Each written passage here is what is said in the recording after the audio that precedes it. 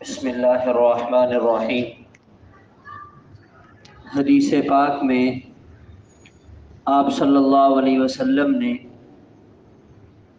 گھروں کو قبرستان بنانے سے منع فرمایا ہے۔ اب سوال یہ ہے کہ گھر کیسے قبرستان بن سکتا ہے؟ جہاں لوگ رہتے ہیں، فرنیچر سے، سامان سے گھر بھرا ہوا ہے، مہمانوں کی آمد و رفت ہے، کھانے بنائے جاتے ہیں، صفائی کی جاتی ہے، تو گھر تو قبرستان بن ہی نہیں سکتا۔ تو آپ نے کیسے فرما دیا کہ گھروں کو قبرستان نہ بناؤ؟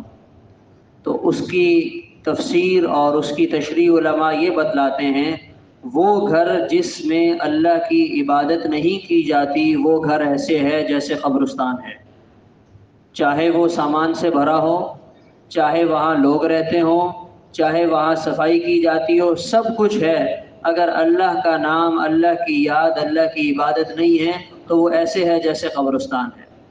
اب ہم اس حدیث کو سامنے رکھتے ہوئے اپنے گھروں کا جائزہ لیں کہ ہمارا گھر کس کھاتے میں جا رہا ہے۔ نفل نماز، قرآن پاک کی تلاوت، اشراق، چاشت، تہجد کے نوافل، یہ ہمیں گھر میں اہتمام رکھنا چاہیے۔ فرض نماز کے لیے مسجد میں آنا ضروری ہے، جماعت کے ساتھ مسجد میں۔ بعض لوگ یہ بھی کرتے ہیں، اپنے دفتر میں اپنی سہولت کے لیے جماعت کروا لی، چلو بھائی 2 لوگ آ گئے جماعت کروا لی، 3 آ گئے جماعت کروا لی، یہ طریقہ کار ٹھیک نہیں ہے۔ فرض نماز کے لیے تو مسجد میں جماعت کے لیے آنا ضروری ہے۔ نفل عبادات ہم گھر کے اندر کریں، اپنے بچوں سے کروائیں، اپنے گھر کی مستورات سے کروائیں۔ اور دوسری بات، جس گھر میں اللہ کی عبادت کی جاتی ہے وہ محلے کے ان تمام گھروں پہ فخر کرتا ہے جہاں پہ عبادت نہیں ہوتی ہے۔ اس گھر کی زمین فخر کرتی ہے جس میں اللہ کی عبادت کی جاتی ہے، ان گھروں کی زمین پر جن کے اللہ کا نام نہیں لیا جاتا۔ موبائل چلتے ہیں، ٹی وی چلتی ہے اور دوسرے تیسرے آلائیں بلائیں کام ہوتے ہیں، مگر اللہ کی عبادت نہیں ہوتی ہے۔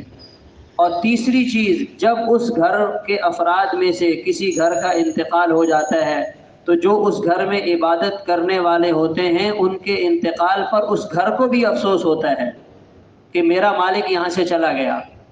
اور اگر عبادت نہیں کریں گے تو اس گھر کی زمین کو بھی فرق نہیں پڑے گا، اس کے لیے اس مالک کا رہنا اور جانا برابر ہو جاتا ہے۔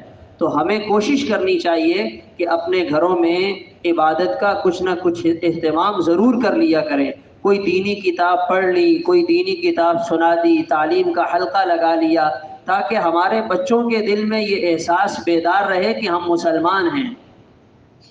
ہمارے گھروں میں کم از کم یہ احساس اور آواز لگتی رہے کہ ہم مسلمان ہیں، ہم اللہ تعالیٰ کو ماننے والے، دین کو ماننے والے لوگ ہیں۔ اگر یہ نہیں ہوگا تو پھر اس کا ہمارے بچوں کے ایمان اور دین پہ بہت برا اثر پڑے گا۔ اللہ تعالیٰ عمل کی توفیق عطا فرمائے۔